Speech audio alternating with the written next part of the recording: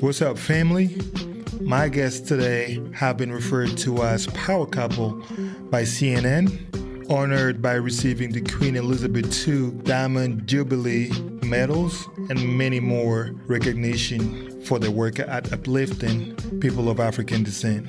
It all started in Uganda for Moses Mawa, who arrived in Canada with $20, and few years later founded SilverTrustMedia Group, which consists of magazines and TV channels. As for Patricia, she left Nigeria to Canada, where she met and married Moses. Together, they now run a media and marketing group, soon to be an empire. Now let's get into their African experience. Welcome to Chilling with the Diaspora with Ice Touch. Karibu kwa ushirikiano wa diaspora na Ice Touch. Ẹ káàbọ̀ sí ọ̀rọ̀ àwọn aráàlú òkè pẹ̀lú Ice Touch. Wei Malamundeko na Chilling with the Diaspora elongo na Ice Touch. Akwaba, Enuanom, Yembrefie, Ice Touch, Kasapa, Diaspora, Yentie. Barkanmu da wannan lokaci inda muke shakatawa da jama'ar mu da ke ƙetare tare da Ice Touch.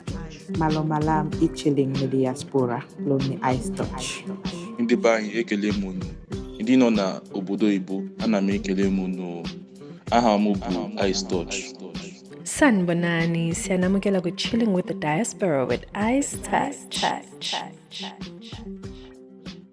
Patricia and Moses, thank you very much for coming into the show and welcome into Chilling with the Diaspora. How you guys doing? Oh, we're doing great. Awesome. Fine, thank you. Ice Touch, we are doing very well. Okay, thank you very much. It's actually an honor. I'm excited about this one because what you guys have done and are doing is really phenomenal, but we'll get into it shortly. Let's start from the beginning. You guys are both from different countries in Africa. Can you maybe tell us a little bit about your place of birth, your upbringing, and what took you to Canada? I'm from Nigeria, and I was born in Nigeria. I went to, primary, secondary, university there. Raised in a pretty, regular family with 3 siblings, and I decided to move to Canada afterwards. But I had a great childhood, some incidences of, bullying, which affected me quite a bit. But other than that, I had a great childhood. Perfect. And so from Nigeria to Canada, why Canada? Why not the States, China, England? Yeah, it's interesting that you mentioned the States because my dream was to actually go to America. And then I learned that if you're Canadian, you can actually go to the U.S. without a visa. So I thought, Since it's so difficult to get to the U.S., maybe I'll go to Canada first. And I came here under a program organized by CBC Television for television experts and producers. And afterwards, I got admission to Algonquin College of Science and Technology in Ottawa.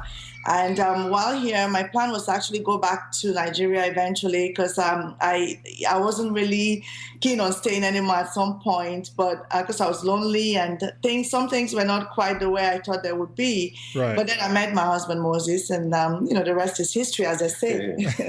Perfect. Good segue into Moses. Tell us a little about your story, where you're from, and what took you to Canada. My story is actually quite interesting as well. My mother is actually from South Sudan, and then my father from Uganda. And as Patricia, actually, my wife has just said, she's actually from Nigeria. So that makes me a pretty, connected person, with, footprints in Uganda, Sudan, and of course, Nigeria as well. And I actually came to Canada, and attended Carleton University in Ottawa. And, it was there that we met and then subsequently moved to Canada. Within the family, I basically do have a sister and had, the African way, there's always extended family. Of course. So many relationships and so on, and childhood was quite interesting and exciting. And the only challenge, obviously, is that, as you perhaps may know, There were a series of incidences, of unrest and all that, during the early years. But all in all, things worked out quite excellently, and I'm quite pleased that, to have settled here in Canada with my family now. Perfect. Thanks for letting us know a little bit about your upbringing. Now, from Nigeria and from Uganda to Canada, I'm curious to know, what were your first impression? When you move into a new country, I'm sure you had either expectations or thought. What were those versus what you actually experienced yourself your first couple of days, a couple of months in the country? It was quite interesting because during the early, years, during even high school and so on, I learned a lot about Canada, the Eskimos, the igloos, and a variety of things. So I actually, didn't quite know exactly what I would get to experience. I thought it might be very cold and that sort of thing, but upon arrival, it was actually November when I actually set my feet in this country.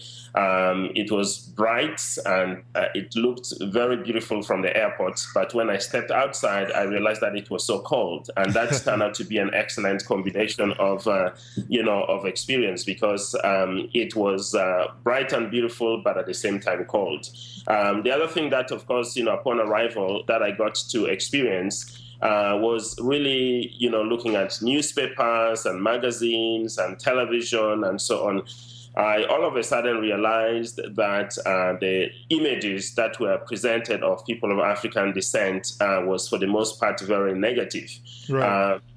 So one would actually see lots of black guys, not doing exceptional things except for sports and stuff like that. Right. For the most part, you tend to see police cruisers and brothers, handcuffed and put in, and images of, sisters on television, really almost disheartening, because, for the most part, whether it was MTV or BET or some of the other networks, it was not a pretty sets of images. It was quite heavily sexualized and that sort of thing. So when you look at things like that, it's quite disheartening.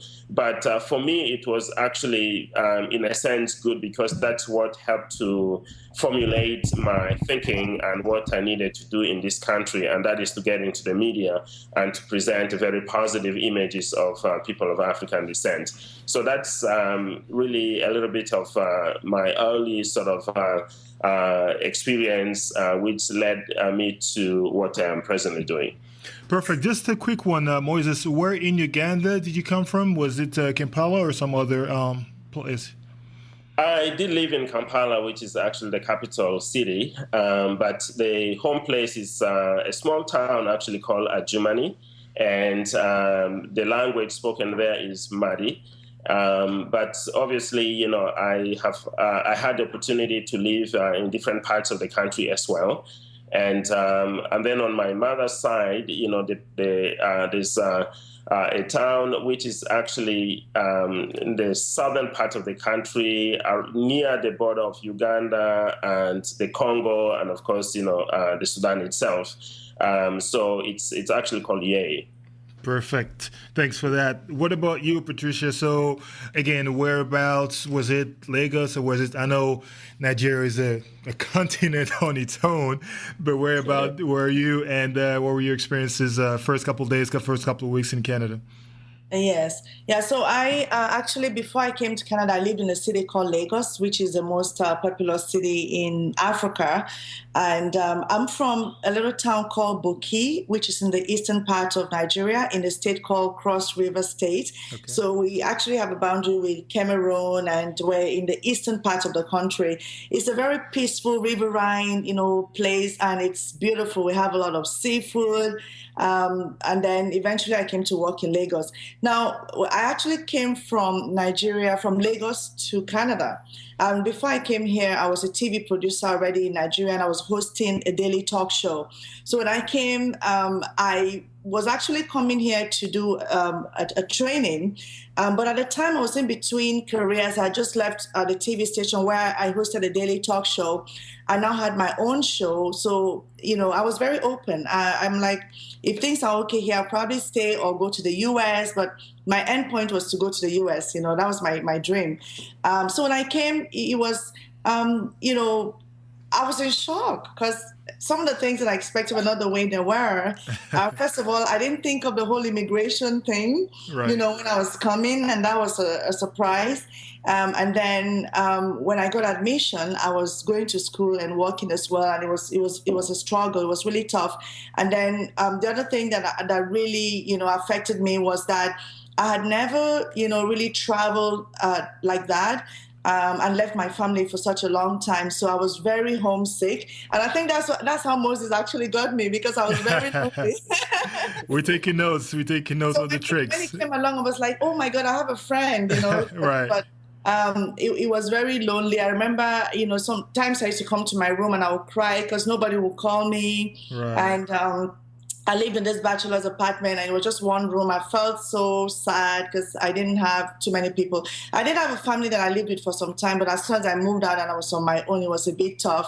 And then, imagine me on television. I was so popular in Lagos, right. that even going to shop in the market was a little bit difficult, because sometimes when I go, people start calling my name, and, right. It was just a struggle. But imagine me coming here, and my first job, I was an overnight stalker at Walmart. Wow, what a transition. I remember my sister one day, and she said, "What are you doing?" I thought you were supposed to be sleeping now, because it's quite late in Canada. It was like around 1 a.m. It was my break time. Right. So I called her and I said, "Oh, I'm at work, and I'm actually an overnight stalker at a store." And my sister was like, "What? You can come that low? Please come back home. Come back home." I remember saying to my sister, "Don't worry. This is just my first job. This is not my future. I know that I don't belong here, but I have to, take care of the bills. So this is what I'm doing now." So it was interesting. Right. But as soon as Moses and I became friends, everything changed, actually. That's a powerful story. And I know it's a story probably that a lot of us African can definitely relate to. Now, I just wanted to shift gears a little bit. Moving forward in terms of I'll just call it the empire, right? You have, and I'll let you speak to it, but how did the idea come about?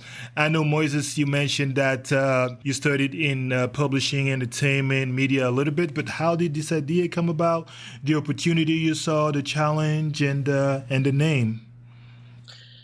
Like I indicated, actually, the idea actually came as a result of seeing a lot of negative images that pertain to people of African descent on television, in publications, and so on. So, and we basically, have grown from that.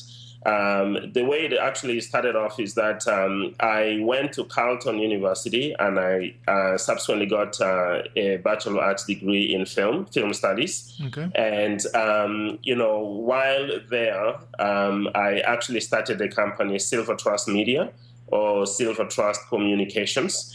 And that started off with doing various productions, for different clients. And then the process of pursuing a television program that would be nationwide across Canada and, of course, subsequently syndicated came to be. It was quite a tough process because normally, to have a TV program on, you have to produce a pilot, you have to make sure that your concept is actually solid. And then, of course, it has to make business sense. It has to be syndicatable, and advertisers would actually need to buy into it. And by the year 2000, that's when I got to meet with Patricia, who actually one day basically walked into my office in Ottawa. And, we subsequently, connected, and then she joined the organization, the company. And, by 2002, the television program was actually launched on Omni. Okay. And that is actually Planet Africa, the television program. Moses. So that's basically how it started, and then things grew from there. Let me just interrupt you real quick, brother. What you've done is powerful, but I really want to understand, all of us African, we kind of, what's the word I'm looking for? Disappointed, sometimes angry by all the stereotypes we see about Africa, and we cannot relate to those. But what pushed you? What took you to be like, hey, I'm sick and tired of this, let me do something about it? Because like I said, sometimes you walk down the street, you see some stuff that are not just, or some stuff that are not fair, not right, but you just, carry on and go on with your life. But where did that fire in you come from to be like, you know what, let me just fix this problem? I can't just let it happen. I think the most profound thing is that I was confident of what I could do. And, even though I did meet a number of people who were negative and they did not really believe that it was possible, I took out time to write down the vision. And the vision was really to be in a position of making a difference in the lives of people of African descent, which by translation would, of course, also help to improve life in society in general. Because if one set of people are doing very well in society, those people, by doing well, can actually help to transform the lives of the people around them as well. And communities would be actually better, safer, and all of that as well. So, and that was really the primary motivation. They need to be in a position of doing something that was great. But the vision was also at the time not just limited to people of African descent, because Silver Trust Media was basically established as an umbrella media, special events, and so on organization. But it, of course, also meant that, it could get to provide services and products to the larger society as well. And that meant, of course, generating revenue that could be plowed back into the business to make a difference. Essentially, that's how it actually came to be. Okay, perfect. So let me just break it down. You have, at least today, and as far as I know, Silver Trust Media, Diversity Magazine, Planet Africa, the network, Destiny Magazine. What else is there? Okay, so let me just break it down a little bit. So our umbrella, our main organization is called Silver Trust Media. Perfect. And under Silver Trust Media, we have a publishing arm, a television arm, our events and our community outreach arm, which is through the Transformation Institute for Leadership and Innovation. Okay. So under publishing, we have Diversity Magazine, Planet Africa Magazine, which is now called the Excellence Magazine, and Destiny Magazine. We also publish other international publications like Legacy Magazine, and we also have over 20 titles that we've published under our Discover series. We've published magazines for countries, for embassies, for government, for organizations, including Discover Nigeria, Discover Zambia, Discover Kenya, Discover Zimbabwe, and many others. Wow. So that's in our publishing. And then on the television, we have produced a few TV shows and documentaries. We have a Planet Africa show, which has been on air since 2002 on Omni Television. We also produce Arise, which is on Vision TV, and we've also produced shows like Destiny, which is on Yes TV, as well as other TV shows. Right. And then in March of 2016, we launched a 24-hour global super channel called Afro Global Television, and which is right now on Rogers Cable, on channel 708, on Bell 5, channel 2472, and we're actually right now working seriously to get it on cable and satellite in the United States, Africa, the Caribbean, and other parts of the world. Okay. And then under events, we have the Diversity Expo, which we put out, which is also a great platform that we use to engage the diverse community as well as our leaders. For instance, during the mayoral, election, we actually had all the major mayoral candidates, including Oliver Chow, John Tory, and Karen Steins, who came to do a debate. So the debate was to let the diverse community know what they're going to do for them. So we do things like that under the Diversity Initiative. And then we have an awards show as well called the Transformation Awards. It's a big event. We've honored, all kinds of CEOs and community leaders through that. And then also for events, we have the Planet Africa Awards, which has honored people like, Bernice King, the daughter of Martin Luther King Jr., Nobel Prize winner Wole Soyinka, Yvonne Chaka Chaka, who is like, a legend when it comes to music in Africa. So we bring people from all over the world. We brought, Bob Marley family, his wife, his daughter and granddaughter to the awards, and all kinds of, VIPs from the African diaspora as well as from the continent. So that's for events, what we do. And then our community outreach, organization is the Transformation Institute for Leadership and Innovation. And through that, we have a mentorship program for youth called the Crossover Mentorship Program, where we actually pair youth with, successful people in the community who actually inspire them to aspire for excellence in their lives. And then many other programs that we do through that community outreach program as well, especially to do with our young people. And like Patricia just said, the three key areas of what we do are extremely important, to us, because we believe that television is incredibly powerful. It's instantaneous. It has pictures, it has sound, it has all of these things. So that's why we've actually, pursued and utilized that medium to deliver our message. We've had to do the special events, which is actually an important, avenue to execute things as well. Because while television is powerful, instantaneous, and so on, we also wanted to have a series of functions or events that bring people to physical spaces. Right. So that there's an opportunity for networking and for sharing ideas and that sort of thing. So that's how the Excellence Awards, previously known as Planet Africa Awards, came to be, and then of course the Transformation Awards. And, the Diversity Expo and some of the other things that we've had to do as well. And the importance of this, like Patricia also mentioned, is that we wanted to raise a new crop of leaders that would be role models. And that's how we got to actually honor exceptional successful individuals in science and technology, in leadership, in enterprise, in different fields. And then those people have now become sort of ambassadors to the young people that we mentor through our crossover youth mentorship program.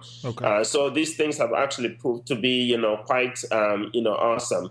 And in essence, really, the vision is crystallized into one common vision with three elements, as explained, earlier. And that is the fact that, we have to make sure that our community is embraced and supported and unified through the Excellence, Afro Global, and Planet Africa sort of initiatives. But then we also felt that it's very important that we endeavor to do things that would help to propel us into the mainstream, because it's really not enough for us to be, successful or to do wonderful things and remain in our own pocket as a community and just inspire ourselves and so on. We need to also be able to delve into the mainstream and also share our best practices and success stories with others, out there as well. So that's how really our diversity, the transformation, and related initiatives came to be.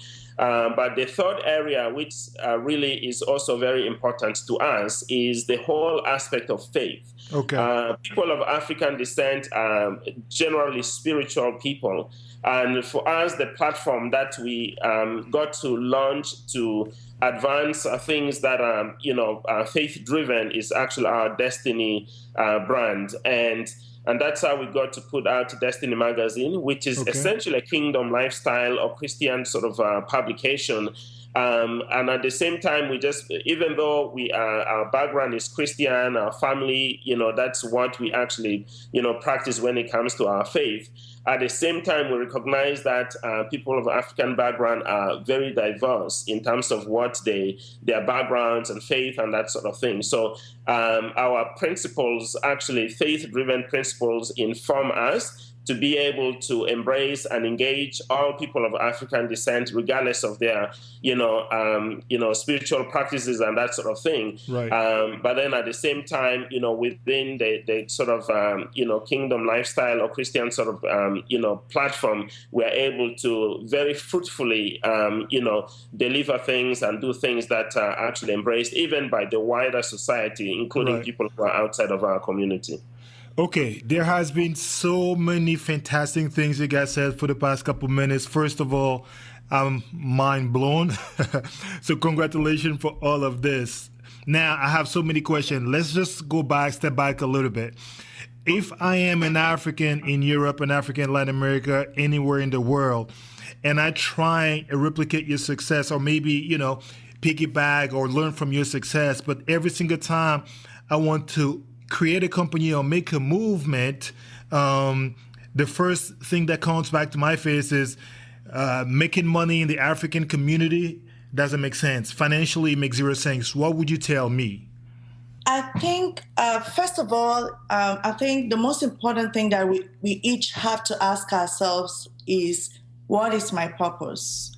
What is it that I can do to make an impact in this world? That's number one. And then number two is to ask yourself, how am I going to do this so that while I'm making the impact, I can also be alive, pay the bills and all that. And thirdly is to also, get the knowledge that you need to do what you need to do, and to, plan, execute, and, network and get the right people on board.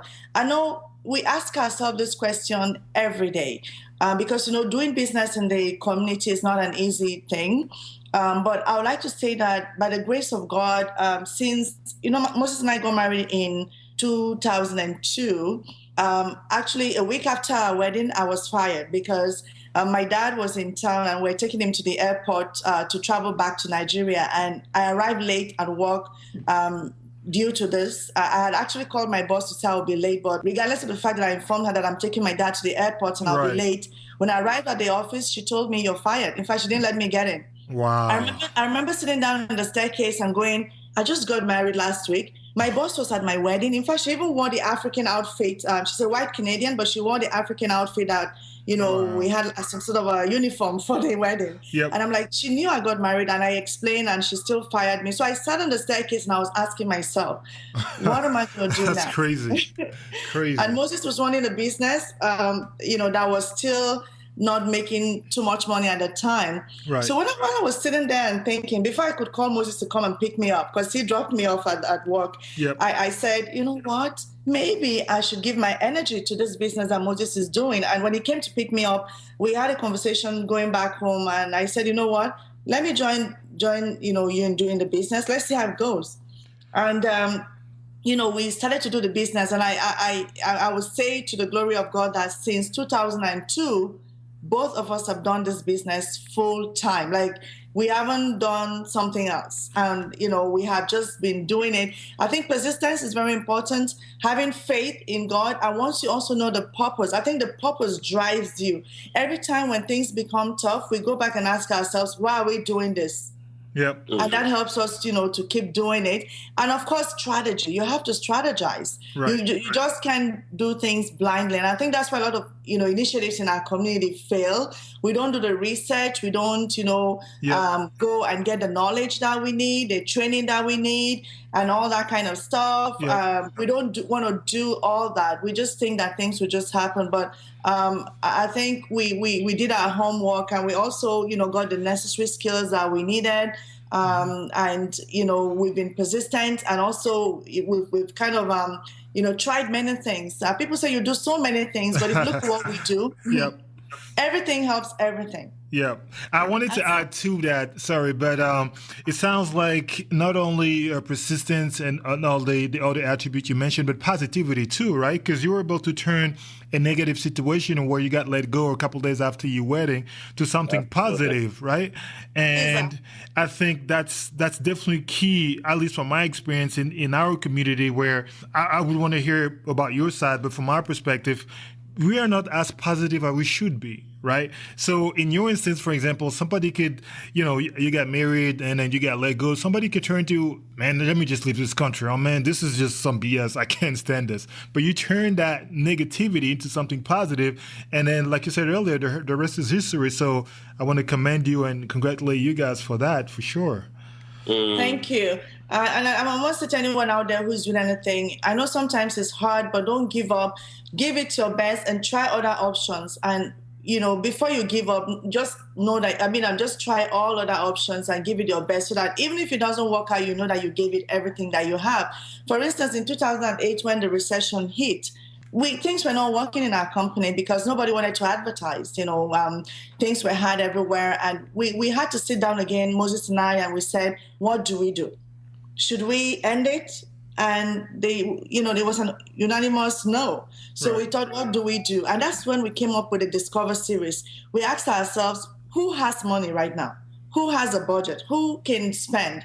And we came up with this idea to produce publications for countries to help them promote themselves in Canada and, overseas. Right. And we had, I think, two kids then. We packed our kids and went to Ottawa and went door knocking at the embassies. Wow. And, we got a few deals and eventually actually got to meet a few presidents and did some, projects for them. Right. So I think, trying to reinvent yourself, be creative, move with the times is very important as well. And the other thing that I want to also add to that is that, persistence is incredibly important, and knowing your purpose is also important because that's what would help you to remain focused.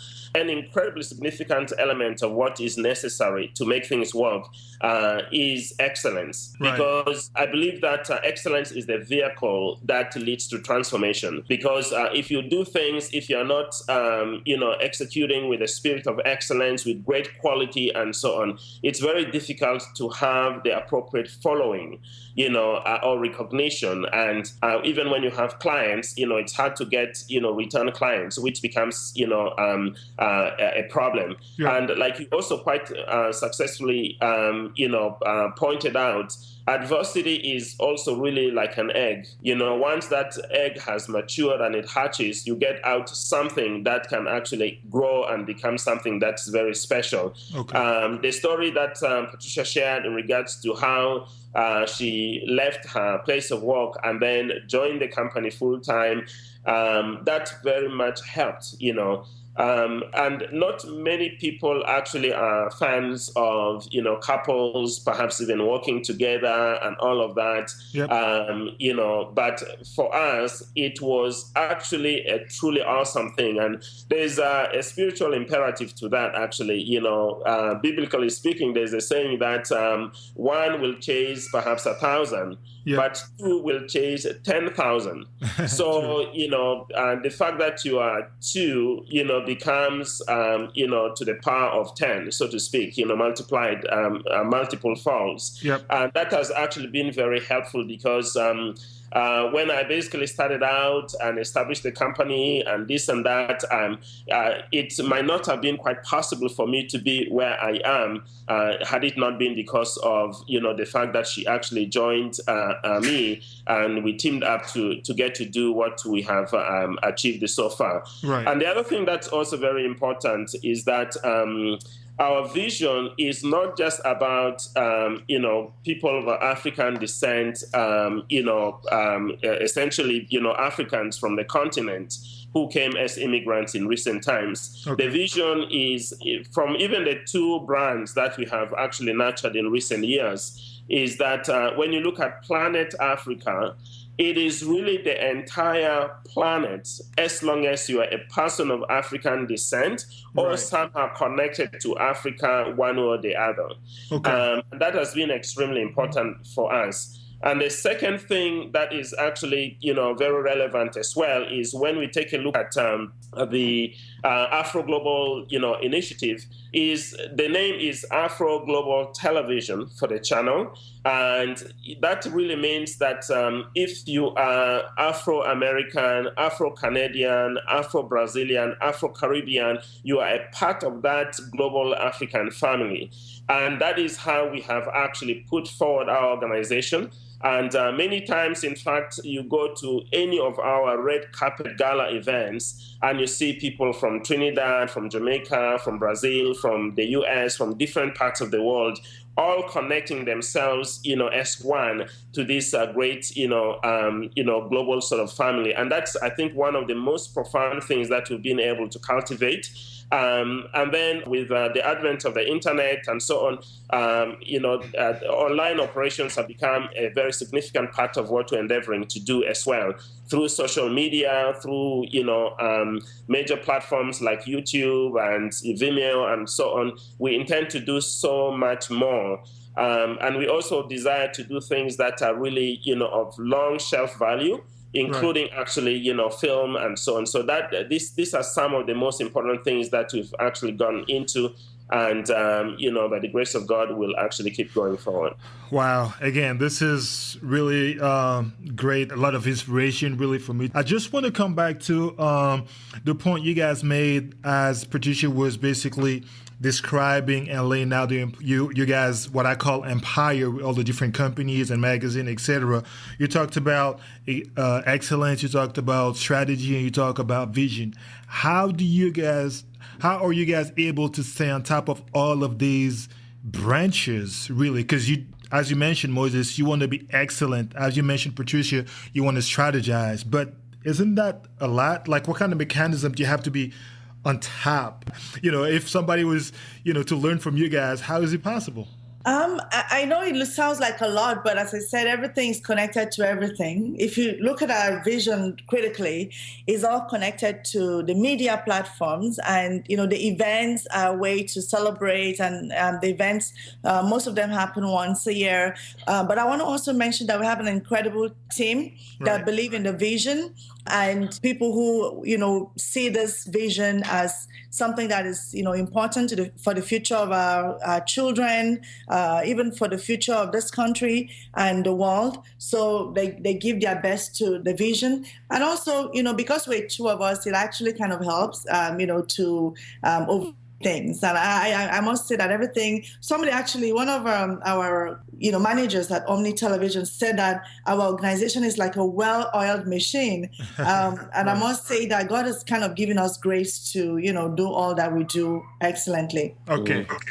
Yeah, and just, in conclusion on my part, I just want to say that we have been so privileged to do what we are doing, because however tough it often, may be, we've actually indeed persisted and have done it in the very best way possible.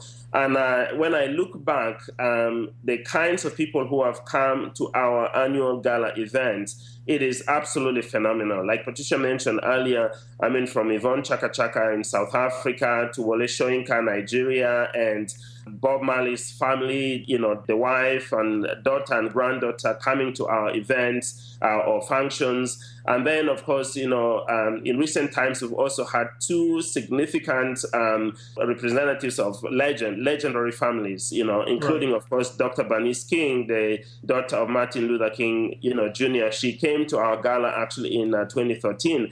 And that's where we actually celebrated the 50th anniversary of the I Have a Dream speech.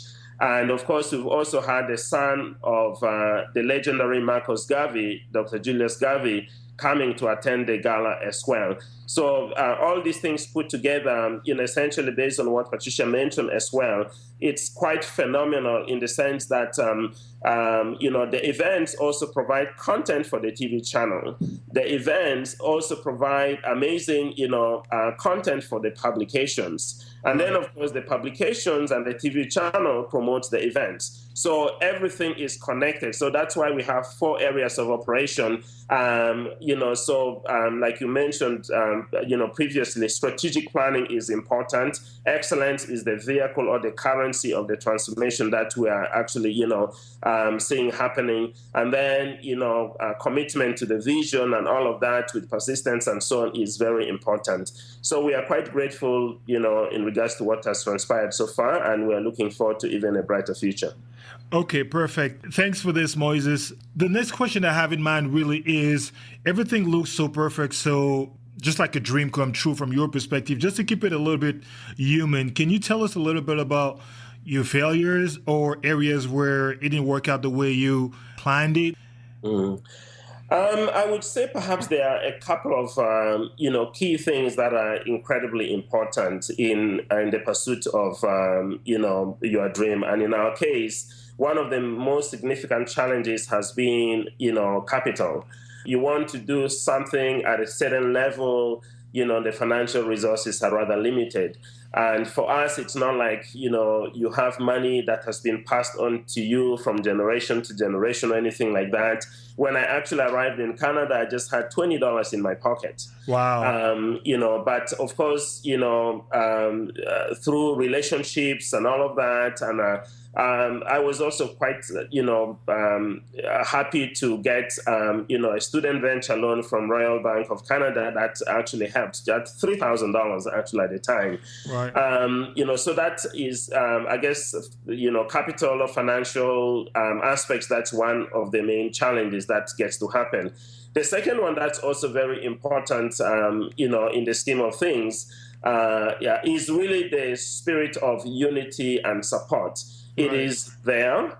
Many people, when they are doing something good, they gravitate to it, they do it, but it's not as much as we desire to see, So, and I really encourage everyone out there, if they see something that is good, not just people of African descent, to support, but people even from outside of that, when they see that it's a good thing, they really need to step forward and support it. So these, I think, are the two critical things, the need for more support. Right. And then, of course, capital, which is we can't have enough money actually to get things done. Right. The vision is massive, and there are many elements or tentacles of it, and there's much more that we would be able to do had we had a lot more financial resources. You've done a whole lot already, and I wish you really to carry on with that.